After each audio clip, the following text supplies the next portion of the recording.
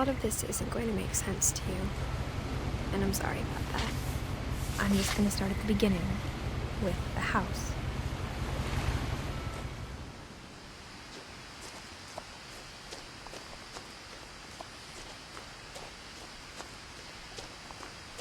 I lived here until I was 11, but I wasn't allowed inside half the rooms.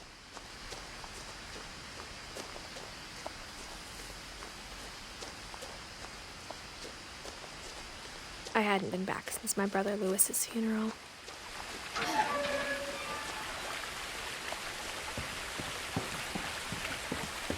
In her will, my mother left me a key, but didn't tell me what it unlocked. Maybe she thought I'd know, or she thought that the mystery would be enough to bring me back.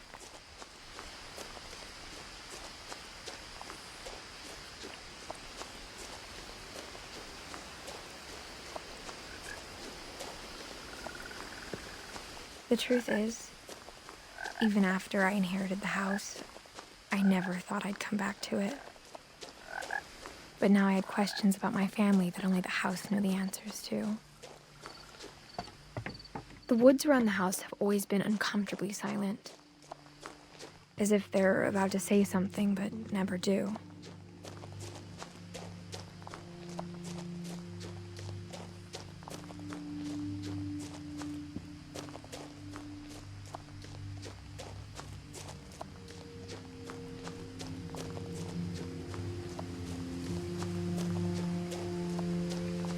The house was exactly like I remembered it, the way I'd been dreaming about it.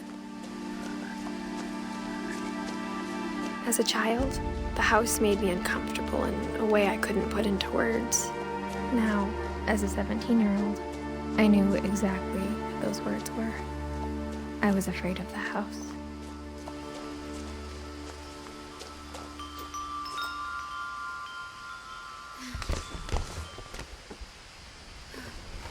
Crawling through the doggy door used to be a lot easier when I was 11.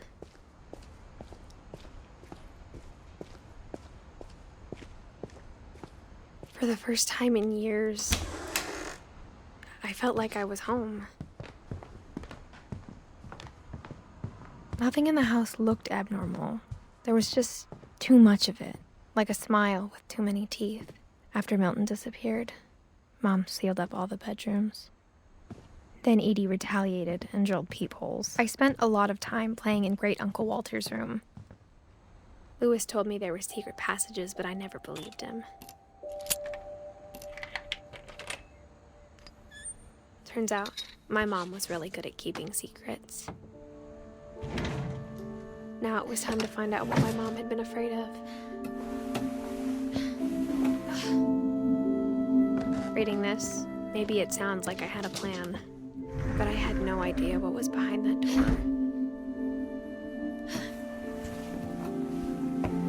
Just like I had no idea where all this was gonna lead.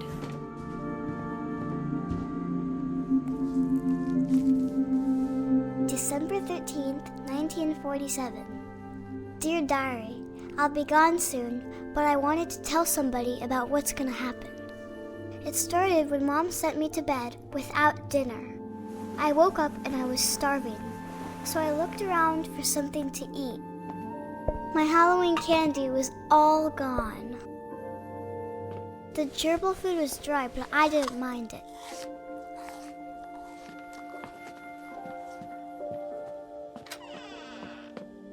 I kept eating and eating.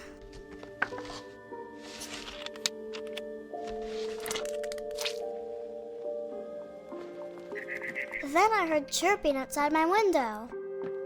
It was a barn swallow going back to her nest. I reached out for her.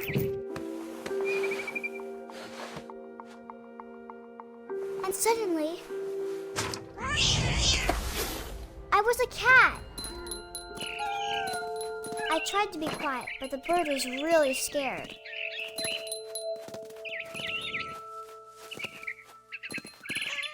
I jumped and I almost got her.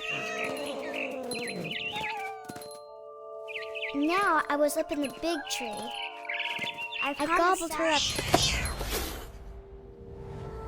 And suddenly, I was an owl. First, all I heard was the wind. Then I heard little teeth nibbling in the grass.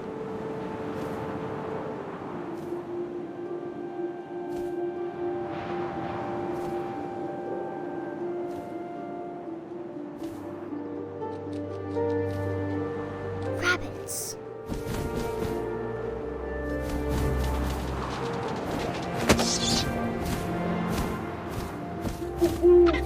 I imagined his face looking up and seeing mine through my talons. I swallowed him up, and I didn't chew one bit. Then I flew off to find something bigger.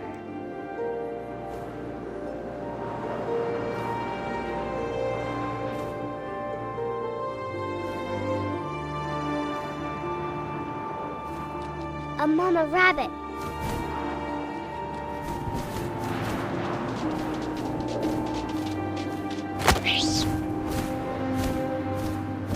She was almost too big to carry. I started choking, but I couldn't stop eating. And suddenly, I was a shark.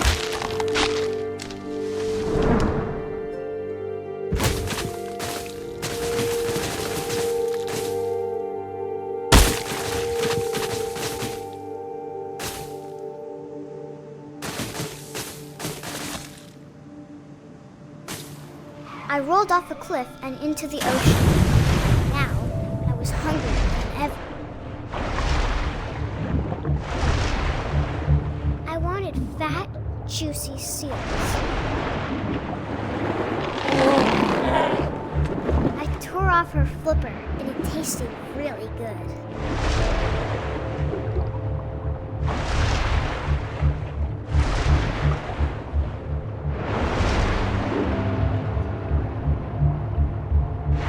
Grabbed on tight, but I was so hungry, I jumped out of the water.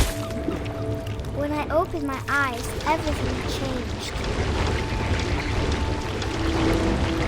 Now I was a monster, and I smelled people everywhere.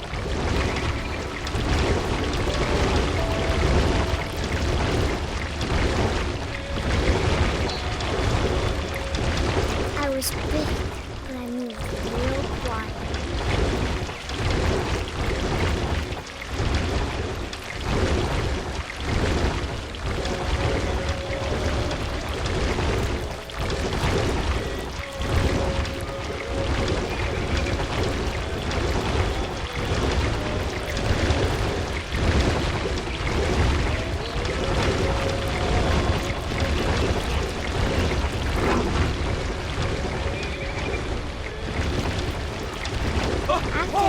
Passenger, I was still hungry.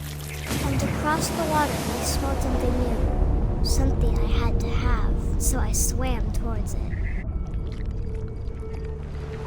I slithered onto the sand, and the good smell went into an old pipe.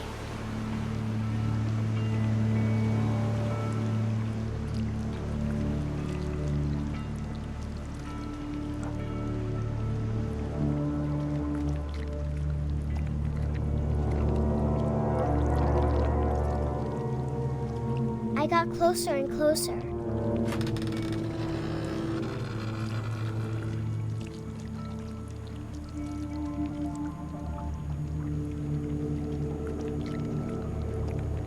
All my stomach started growling. And suddenly, I was me again. I held my breath for a long time, but I couldn't hear anything. I think it's waiting for me to fall asleep. But it's not going to wait much longer. It needs to feed, and we both know I will be delicious.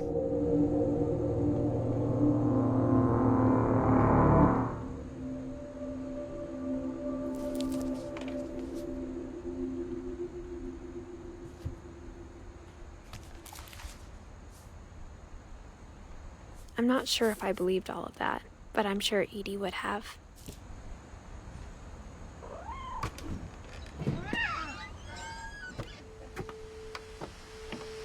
This will be obvious later, but my mom never told me any of these stories. Edie would have, but Mom didn't like bringing up the past.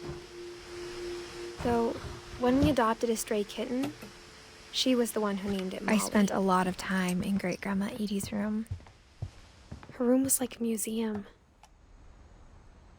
For 500 years, the Odin Finch buries on January 7th, but 40-foot waves. Odin's daughter Edie. Odin Finch is the first. His daughter Edie is already dreaming of a new Finch house. Whatever's wrong with this family, it goes back a long ways.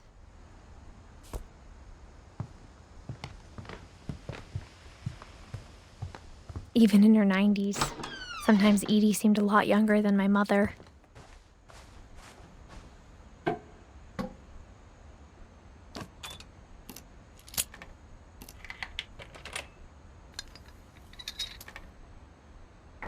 There's a secret in this bathroom. It's in the last place you would look. It isn't in the cupboard. It's hidden in this book.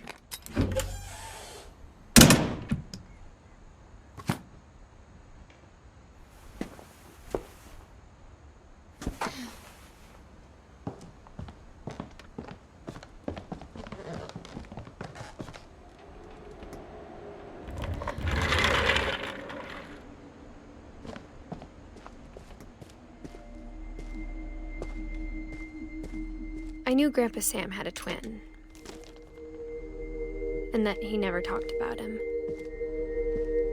I guess my grandpa didn't like history any more than my mom did.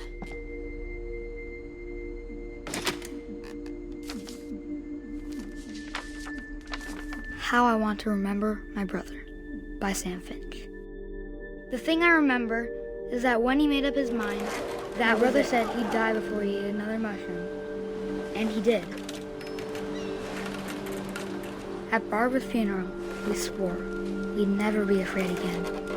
And he wasn't. I think Calvin always wanted to fly.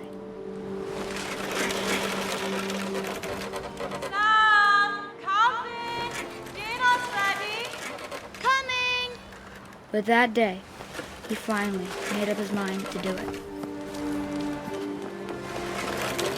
I told him going around was impossible. Maybe if I hadn't said that.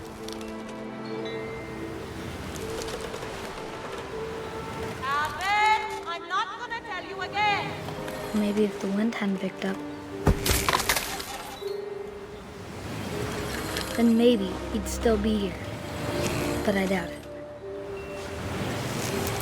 I think he'd already made up his mind. That's what I want to remember about my brother.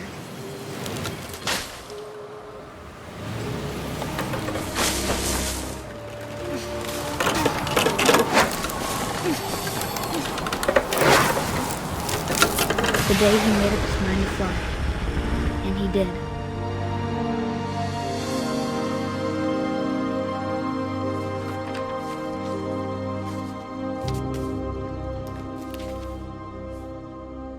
Calvin's story felt strangely familiar.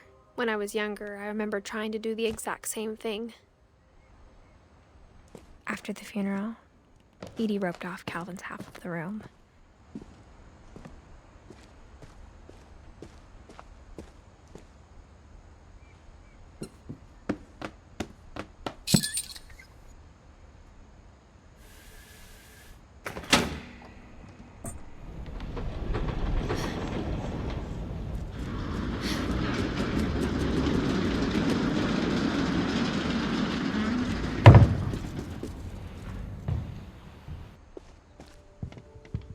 The passages were a pretty tight fit. They'd obviously been built for smaller hands and bellies.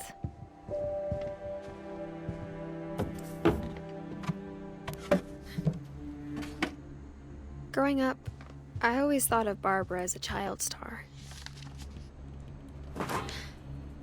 Of all the stories people wrote about Barbara's death, I'm surprised Edie saved this one.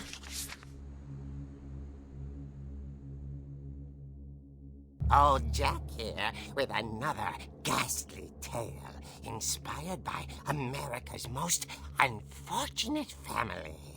I'm calling it The Surprise Ending of Barbara Finch. As a child star, Barbara was famous for her scream.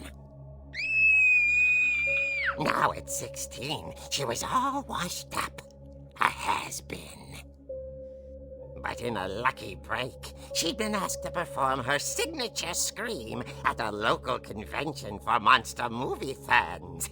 It was just the boost her career needed. Unfortunately, her scream hadn't aged well. Getting better. I think you just need the right motivation. Her biggest fan and current boyfriend, Rick, was about to demonstrate when... Now that was a great scream. It was Barbara's father, Sven. He'd slipped into a table saw and had to be rushed to the emergency room. So Barbara got stuck babysitting her youngest brother, Walter. Her convention comeback was cancelled. Okay, I'm hearing frustration, but I'm not hearing terror. What if I tried... A gang of hoodlums in Halloween masks have been terrorizing Orcas Island tonight. Police are urging residents to... That came from the basement. You're right! Also, I loved your delivery on that. Why is your basement door locked? Because my dad likes making puzzles and secret passages. There's a key hidden in the music box. The secret is to keep winding and winding until finally the key pops out. Thanks, babe. I'll be back in a sec. 20 minutes later, Rick hadn't returned. So Barbara went to look for him, right on cue. And she reached for the music box. She listened for Rick, but the house was silent.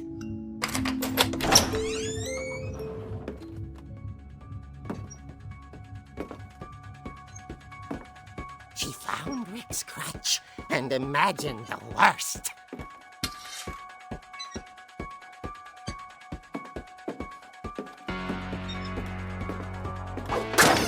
The gang's leader is the infamous Hookman killer, Dr. Carl Hamill, who impaled and then ate his family 10 years ago tonight. Rattled and grew still. Oh dear! Oh! Rick?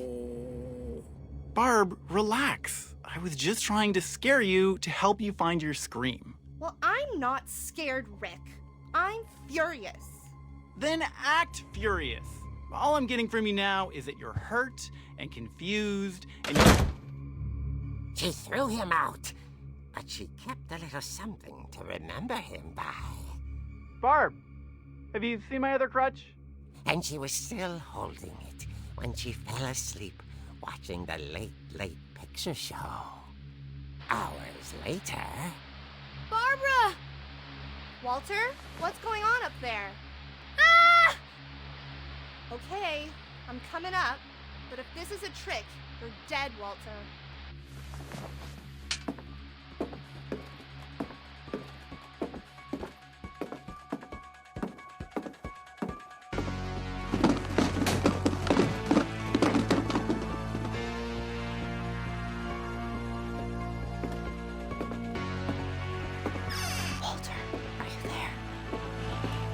Walter had vanished, but his bedside radio was still on.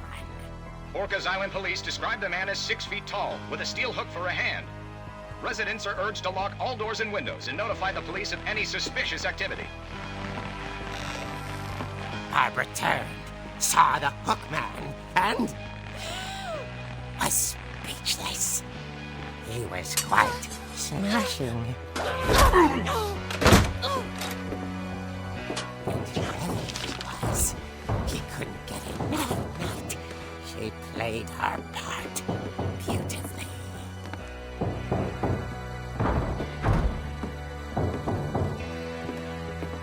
Molly's door hadn't been opened in years. The hinges groaned.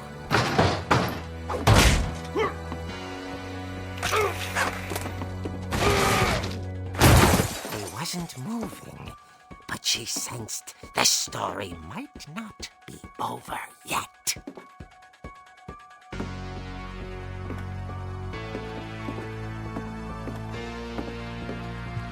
The hookman had vanished. She listened for his breathing, but all she heard was... At the door, she heard whispering. It was coming from inside the house.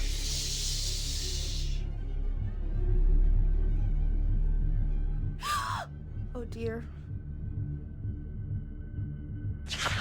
The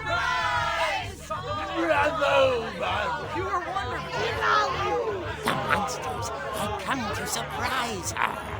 For Barbara, it was a dream come true. Then she saw what kind of monsters they were, and she realized what was about to happen.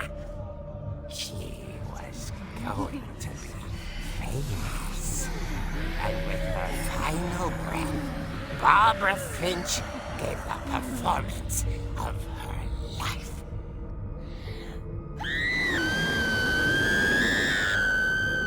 I wasn't there myself, but I hear Barbara was magnificent. Poor girl. She had a taste for stardom. But unfortunately, so did her fans. Of course, the police blamed it all on poor Rick, who disappeared the same night. And little Walter? Hiding under his bed the whole time. He took it all pretty hard, but that's another story. As for Barbara, tucked inside the music box is all they ever found of her. Her ear. Now that's what I call a real eerie tale.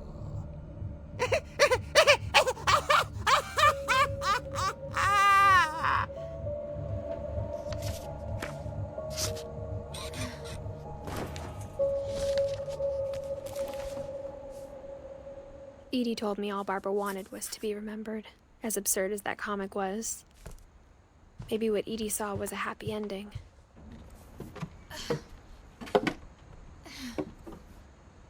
I guess now I know why Mom didn't like me playing with the music box.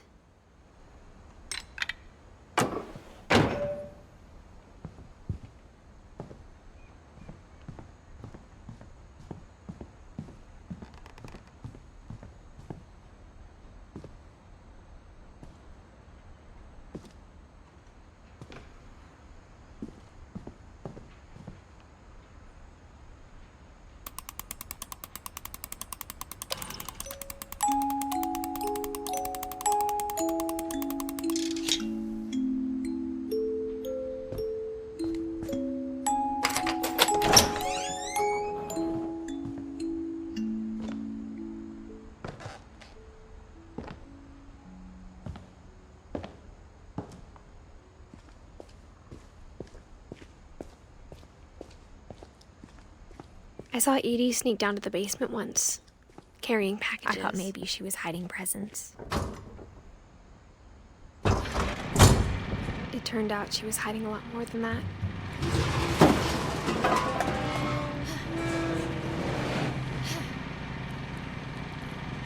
I remember asking Mom once about where Walter had gone. She said after Barbara died, he got as far away as he could. If there's a pattern in all these stories, I think it's that none of us has gotten very far. Goodbye, everyone. I can't believe I've been down here for 30 years. On that first day, after the shaking started, I didn't think I'd survive a week.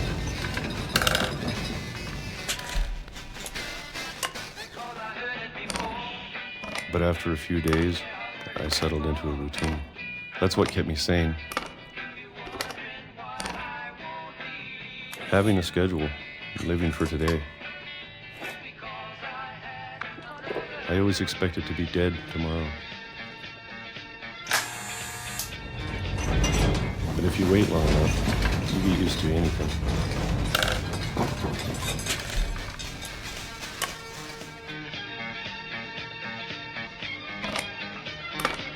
Even a monster on the other side of the door starts to feel normal. Almost friendly.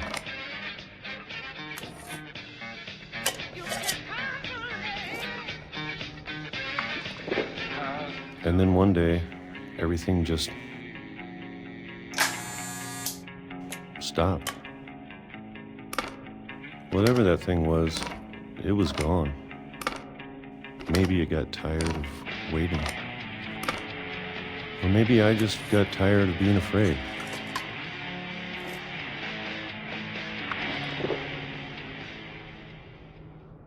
It's been a week now, the longest in 30 years. I'm done waiting. I have to leave while I still can.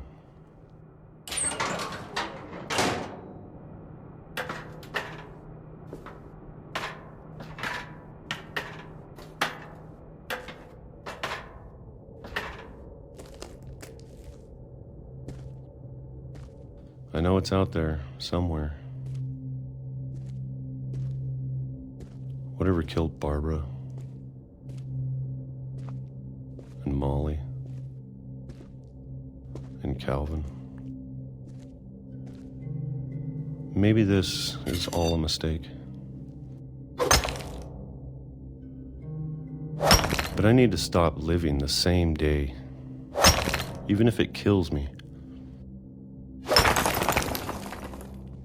Whatever's out there, I want you to know I'm ready for it. I'm going to appreciate all of it, especially the food.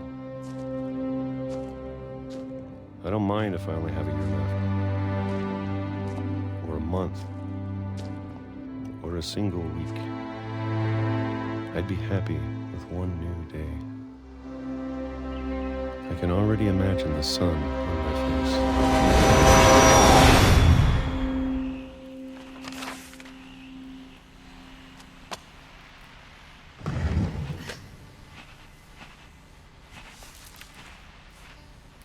Walter died when I was 6. I can't believe my mom never told me he was down here. I'm sure my mom was trying to protect me.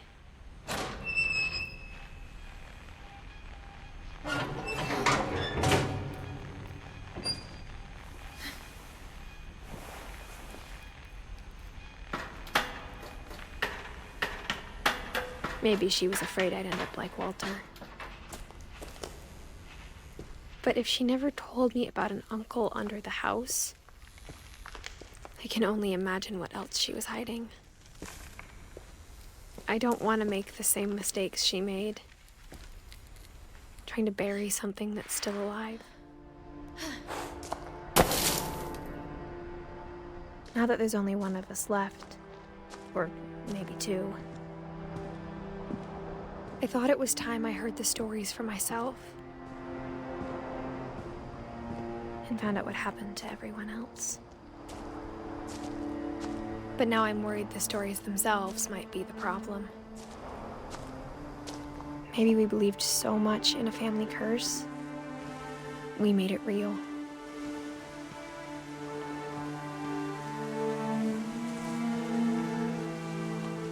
I don't know if I should even be writing this.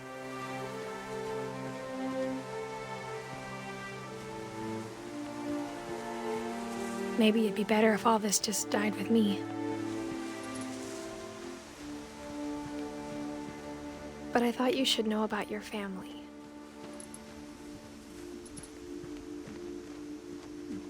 And the history you're a part of. Though to be honest, I feel as lost as you probably do right now.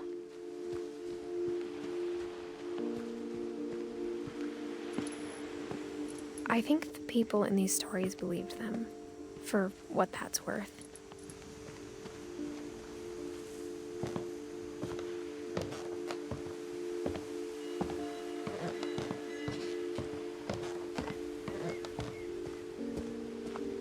And when you look at the house, that history of imagination and stubbornness and madness, any of it seems possible.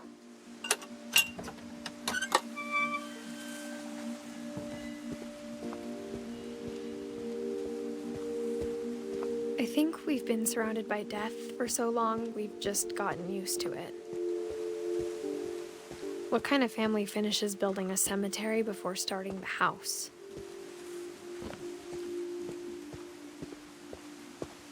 It's embarrassing for me to admit this, but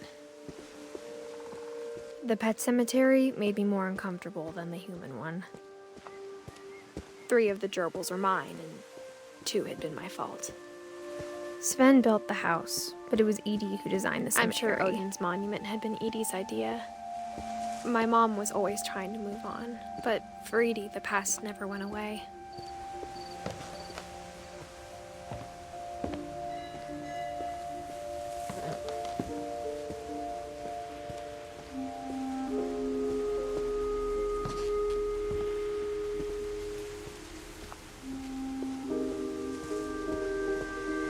There's so many things I wish I could ask my mom now. Part of me thinks this is what she wanted all along. For me to come back someday and find everything out for myself.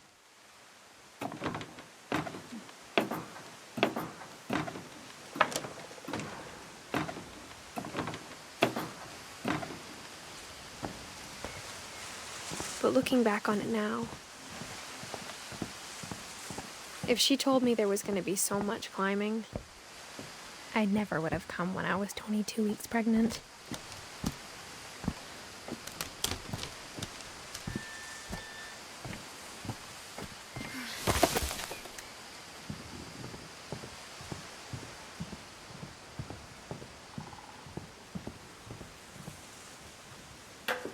I never met Grandpa Sam, but I think he and my mom had a lot in common.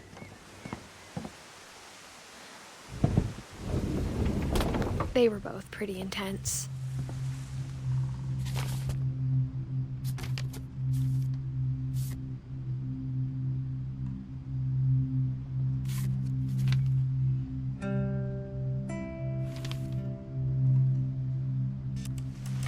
Dawn, I promise, you'll never forget this weekend. Perfect. It's gonna rain the whole weekend, isn't it? I will never forget this weekend. Okay, got it. I'm gonna take some pictures, okay?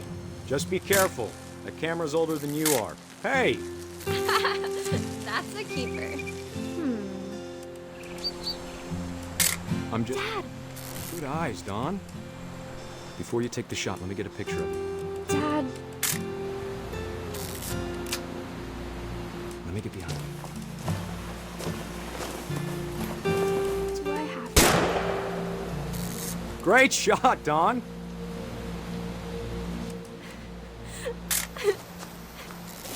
I'm proud of you, Dawn. Always remember that, okay? Dad, it's twitching. I think That's it's totally normal, Dawn. Just focus on the camera. Try not to think about... Dad!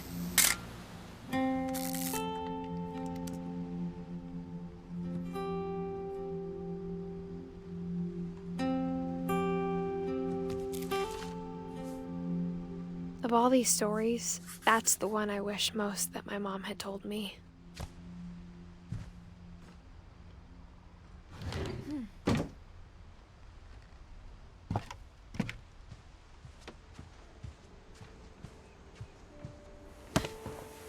After Sam died, my mom and Edie got really close.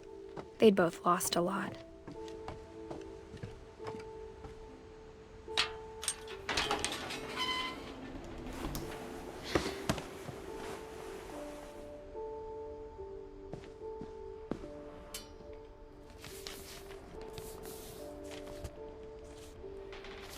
Dear Kay, do you remember the way Gregory used to laugh when he thought he was alone? Like something funny was happening, but...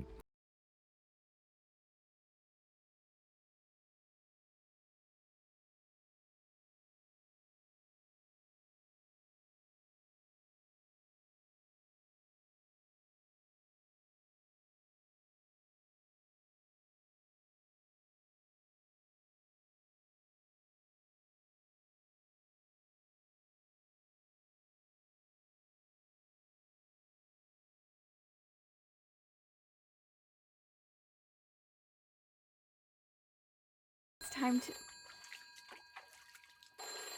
Hold on, sweetie. Hello? Sam, I told you I don't want to talk right now.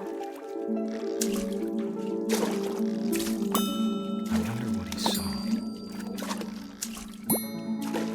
What his world was like.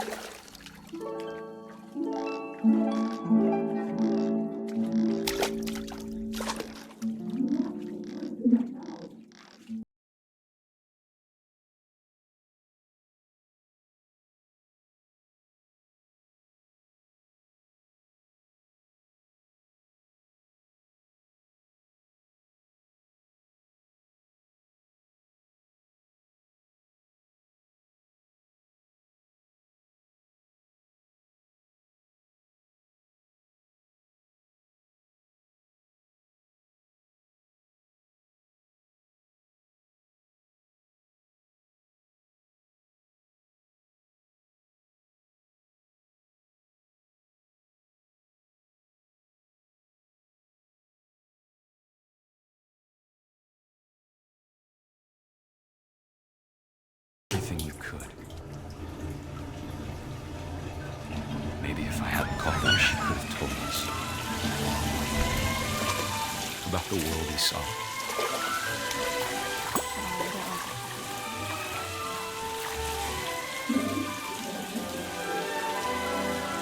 There's so much I don't understand. About Gregory. About everything.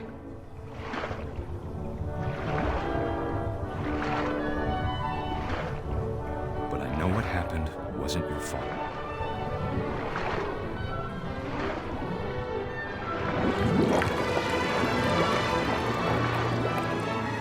I'm sure he's happy. And he'd want you to be happy too. Good luck, Kay. Love, Sam.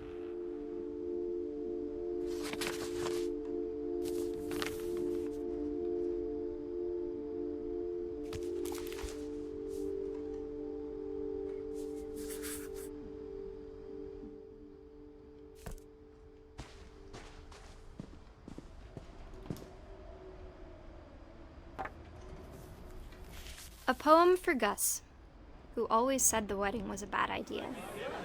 Our father never hit us kids, at least not very hard, before the day my brother said with teenage disregard that he'd be dead before he'd see a wedding in our yard.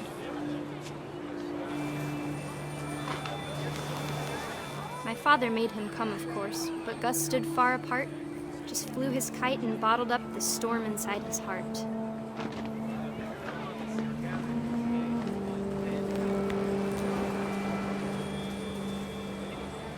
I tried to talk him out of it, but though he'd never met her, "We don't need a stepmom," were the words that I now pronounce you husband and wife. You may kiss the bride.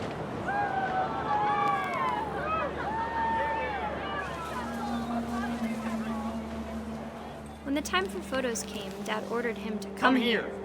But Gus declined, and as a sign held up his middle finger.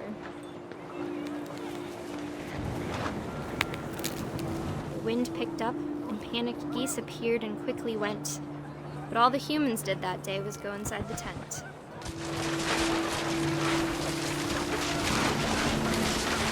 The rain came down in buckets then, but no one seemed afraid that nature might destroy the tent our dad had crudely made.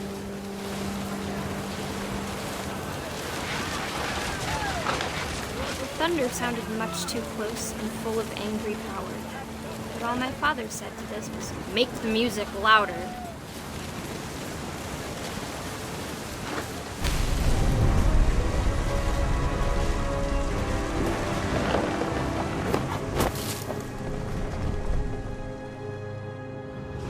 I wish that I could truly say I thought about you on that day. Out there on the beach alone, just you, the wind, the sea, and foam. But I didn't, until we found you. I can't imagine my mom ever writing poetry, and yet...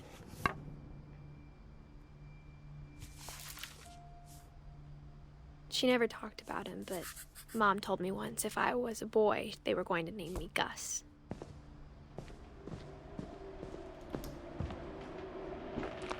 My mom moved up to the loft after her brothers died. At the time, it was as far away as she could get.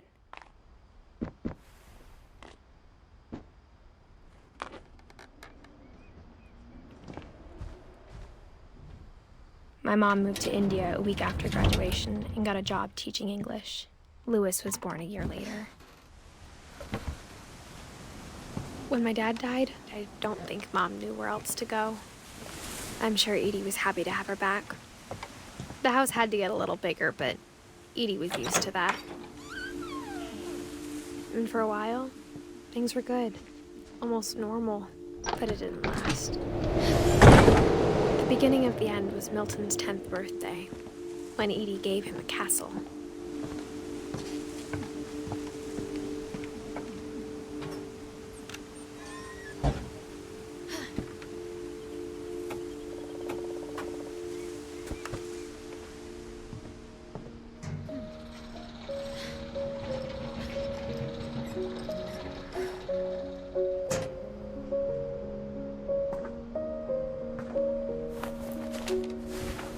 Milton Finch in The Magic Paintbrush.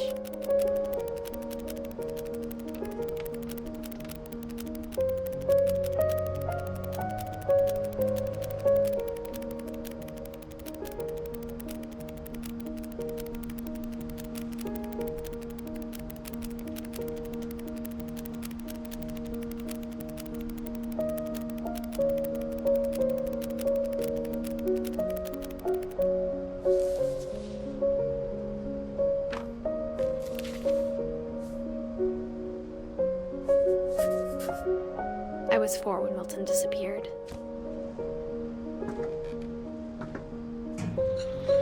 Mom spent months searching for my brother. Then she sealed the doors. Whatever Milton had found in the house, Mom didn't want it getting out.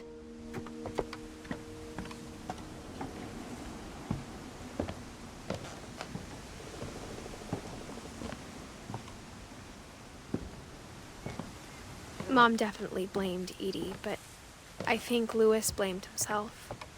After he graduated, he just spent more and more time in his room, until Mom got him a job at the cannery.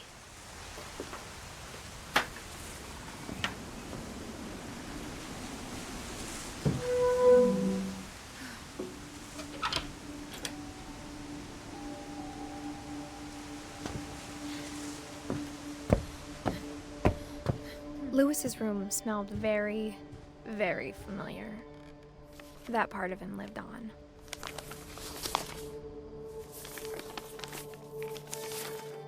Dear Mrs. Finch, as Louis's psychiatrist, I can understand your desire for an explanation. As I see it, the trouble began in January, shortly after we convinced your son to seek treatment for substance abuse. Newly sober, I believe Louis first noticed the monotony of his daily life.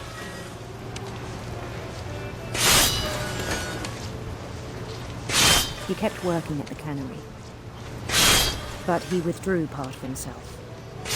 In our sessions, I saw the same behavior. His mind began to wander. I asked him to describe it. He said he started small, imagining a labyrinth. He'd feel his way about. Then something moved. Bats.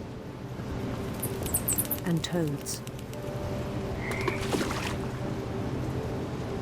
And things that have not names. He knew it was all in his head. But he took it very seriously. I had hoped he'd find himself.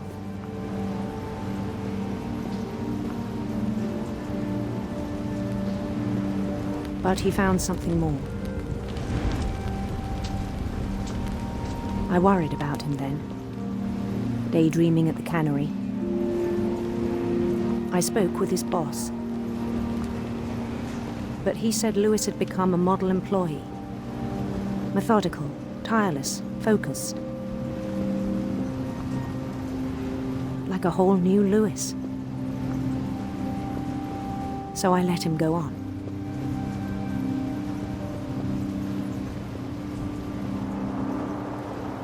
I even encouraged him. It seemed very promising at first. He told me he'd made a new friend.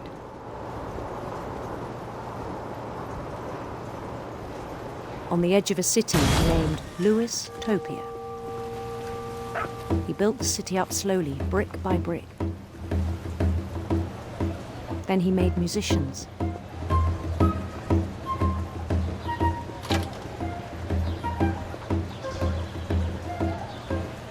And songs for them to play. He talked about starting a band. And he was always humming something. Every day his imagination grew stronger. He no longer spoke at the cannery, but his chopping was as reliable as ever. Then one day it struck him that all the cheering crowds, even the stones under his feet, were all in his imagination, so he could do whatever he wished.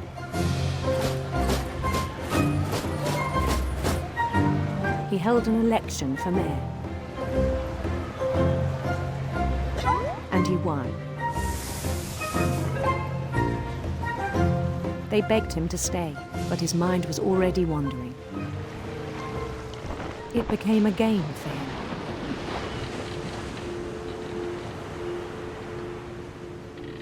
He'd conquer a city, then immediately push on. New Louisville.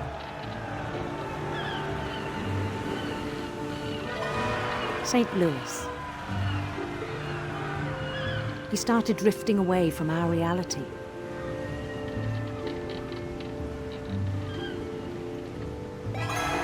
Minneapolis, until one day he forgot to go home from the cannery. Even as his mother pleaded with him, part of Louis kept sailing on.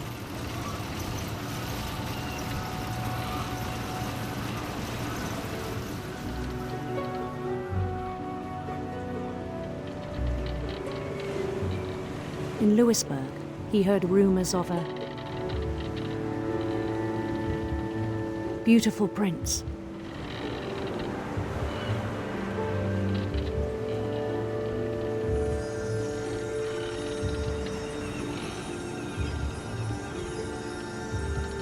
The prince was on his own quest for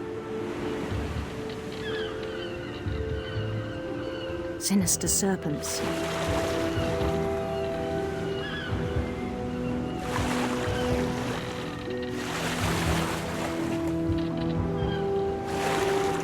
He followed the sound of his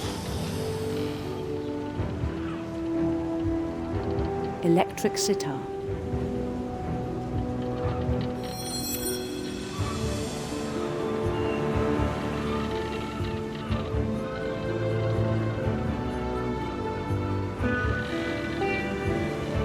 His chase led him to a golden palace east of the sun and west of the moon. Even then, his logic remained sound.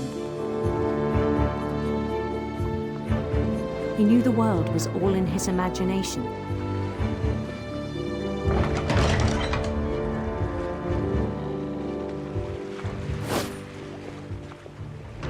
But he was so proud of having created it.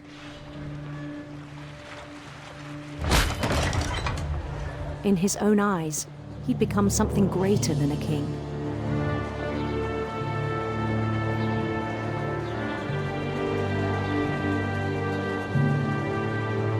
For someone who'd never known success in the real world, I think it was overwhelming. And then it struck him that the real Louis was not the one chopping salmon, but the one climbing the steps of a golden palace.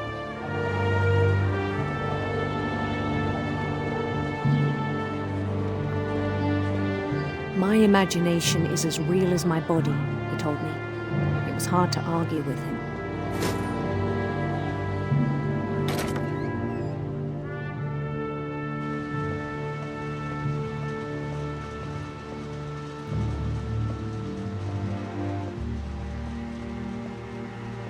He began to forget the world we know.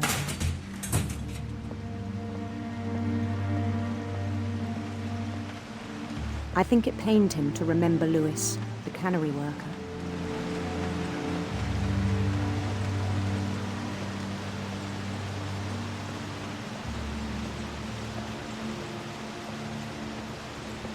He began to despise the man with a royal contempt.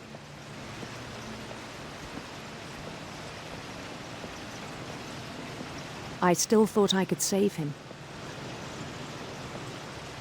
Even after he said he was being crowned king over all the lands of wonder. The palace would be packed with his companions.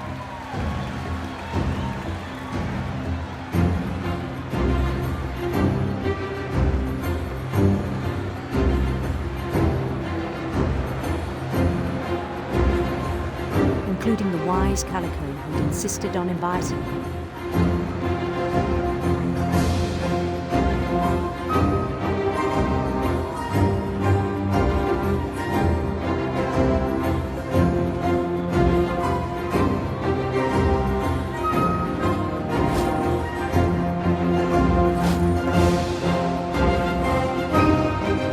His prince waited, holding his crown.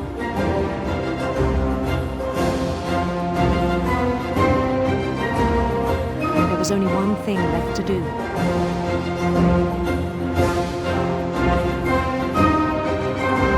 Bend down his head.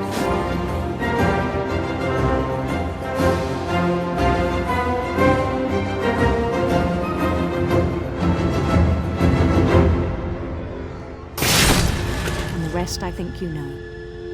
Mrs. Finch, your son was a kind man who will be missed by all of us who knew him.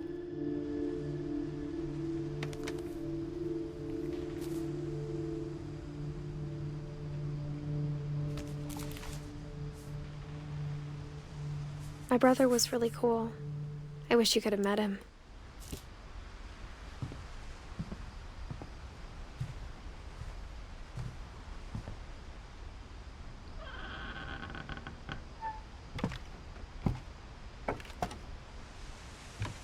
On the way back from Lewis's funeral, my mom told me to start packing. She waited until the day before we left to tell Edie. I'm not sure if she wanted to make it easier or harder. I wish we'd stayed. But I understand why we left. What happened that night had been coming for a long time. Maybe it should have come sooner.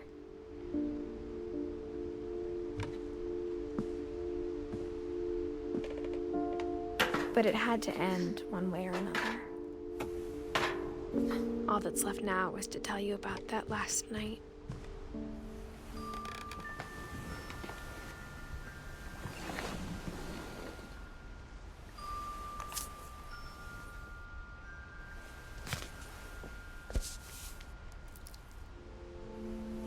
That whole last day, Edie just watched us pack and didn't say a word.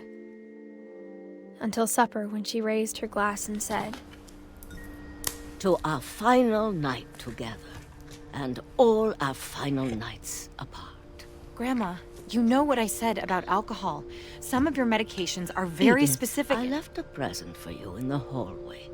Why don't you go open it? The grown-ups have to argue now. I'm sorry, you're right. We're all leaving tomorrow. Let's just enjoy our last... I'm not leaving. Edith, you're excused.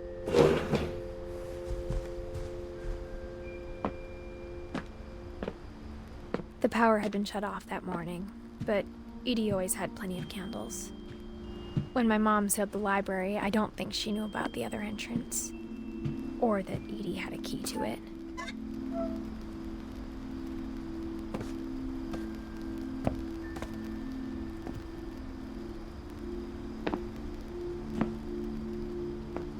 That thing you're afraid of isn't going to end when you leave the house.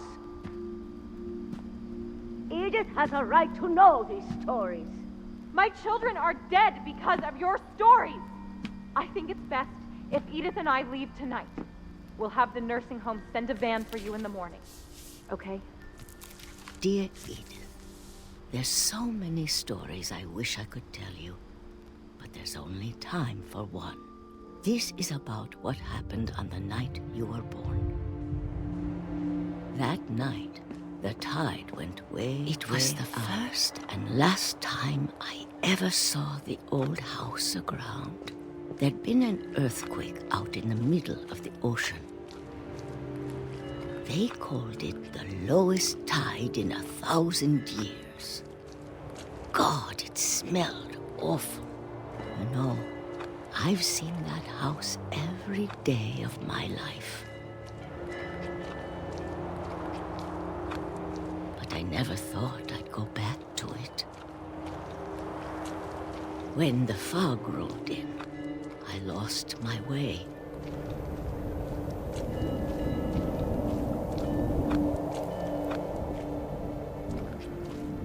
I got turned around. I started seeing things I'd forgotten had ever existed.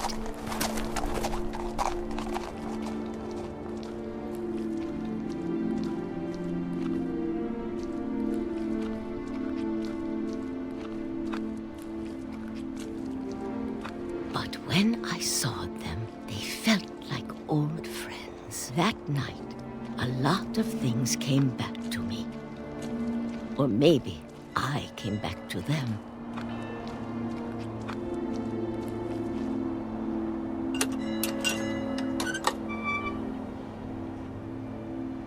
Things I can't explain, but that I need you to try and... Edith, what are you doing in here? It's mine. Edith! Mom, you're gonna rip it! Let go! I kicked and screamed, but Mom dragged me to the car. I never saw Great-Grandma Edie again. The next morning, the van came to pick her up, but she was already gone. After that, we moved around a lot.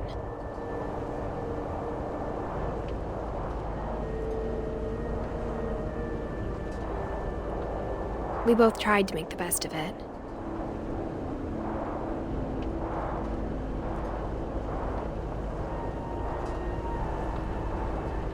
A few years went by.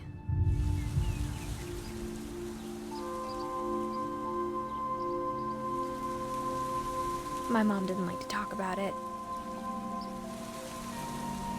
but she started getting sick a lot. The rest happened pretty quickly. She got better for a while, and then she didn't. And then I was alone.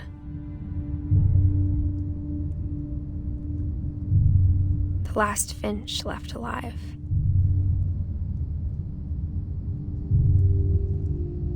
Until I found out about you. I'm still not sure what to tell you about all this. If we lived forever, maybe we'd have time to understand things. But as it is, I think the best we can do is try to open our eyes. And appreciate how strange and brief all of this is. This journal was supposed to be for you. But now I hope you'll never see it. I just want to meet you and tell you all these stories myself. But I guess if you're reading this now, things didn't work out that way.